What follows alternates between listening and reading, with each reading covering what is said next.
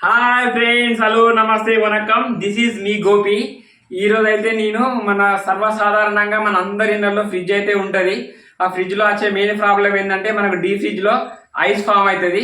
ఆ ఐస్ ఎందుకు ఫామ్ అవుతుంది, దాన్ని ఎలా రిమూవ్ చేయాలనేది నేను మీకు ఈ వీడియోలో చూపెడతాను. ఓకే,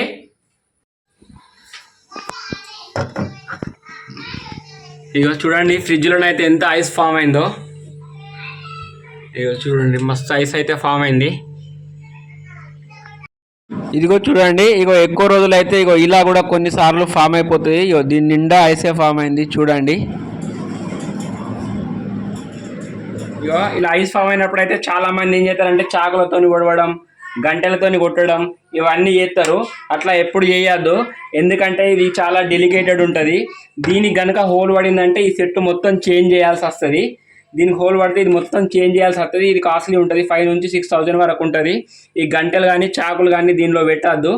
దీనికి ఈ ఐస్ రిమూవ్ చేయడానికి అయితే మనకు ఇక్కడ డీ ఫ్రిడ్జ్లో ఈ డిఫాల్ట్ బటన్ అనేది ఇస్తాడు. ఈ డిఫాల్ట్ బటన్ నొక్కిన తర్వాత మనకు 7 నుంచి 8 గంటల్లో ఆ ఐస్ మొత్తం అనేది రిమూవ్ అయిపోతుంది. ఓకే, ఈ డీ ఫ్రిడ్జ్ లో మనకు ఐస్ ఎందుకు ఫామ్ అవుతుంది అంటే, మనం సమ్మర్లో ఇక్కడ మనం ఫ్రిడ్జ్ ఈ బటన్ ఉందా, దీన్ని సమ్మర్లో మనం అయితే కూల్ కావడానికైనా అయితే దీన్ని ఇట్లా ఎక్కువ వాల్యూమ్లో పెట్టుకొని ఉంచుకుంటాం. అలాంటప్పుడు ఇప్పుడు మన వర్షాకాలం కాబట్టి ఇప్పుడు దానికి టెంపరేచర్ ఎక్కువ అయిపోయి అలా ఐస్ అయితే ఫామ్ అయిపోతుంది. మనం ఈ టెంపరేచర్ దాన్ని చూసుకోవాలి. ఒకవేళ ఈ బటన్ ఫెయిల్ అయినా కూడా పనిచేయదు కాబట్టి అది హైలోనే ఉండి ఎప్పటికీ ఐస్ ఫామ్ అవుతుంది. ఈ రెండు మనం చెక్ చేసుకోవాలి.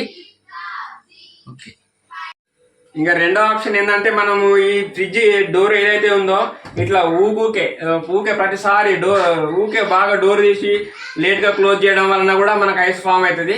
మనం తొందరగా డోర్ తీసి క్లోజ్ చేసుకోవాలి. మన పిల్లలు తీసినప్పుడు కూడా డోర్ సరిగ్గా క్లోజ్ అయిందా లేదా అనేది చూసుకోవాలి. ఐస్ ఫామ్ అవడానికి అయితే ఈ రెండు కారణాలు ఉంటాయి, అవి మనం చెక్ చేసుకోవాలి. డిఫాల్ట్ బటన్ నొక్కిన తర్వాత ఒక 5 hours తర్వాత చూద్దాం.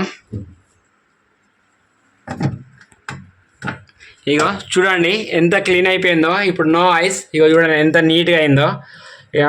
తెల్లగా మనం అన్ని గంటలతో నిమిషాలతో ప్రయోగాలు చేస్తారు అందరూ. ఇగో ఇప్పుడు చూడండి చాలా నీట్గానైతే అయిపోయింది ఫ్రిడ్జ్. No ice. ఐస్ అంతా వాటర్ రూపంలో బయటకు వెళ్ళిపోయింది. ఓకే, చూశారు కదా మన డీ ఫ్రిడ్జ్ అయితే ఎలా క్లీన్గా అయిపోయిందో. మీకు ఫైనల్గా ఇంకొక టిప్ చెప్తా. మనకు టీవీలలో కానీ వార్తలలో కానీ అప్పుడప్పుడు ఫ్రిడ్జ్ వేలిందని అయితే మనం వార్తలు వింటుంటాం. అలా జరగకూడదంటే ఇప్పుడు ఫ్రిడ్జ్ని మనం వాళ్ళకి ఒక 1 feet దూరంలో ఉంచుకోవాలి. మనం ఇలా ఉంచుకోవడం వల్ల ఏం జరుగుతుందంటే కంప్రెసర్కి మంచిగా గాలి తగిలి హీట్ కాకుండా ఉంటుంది. ఆ పేలడం అనే సంఘటనలు జరగకుండా ఉంటాయి.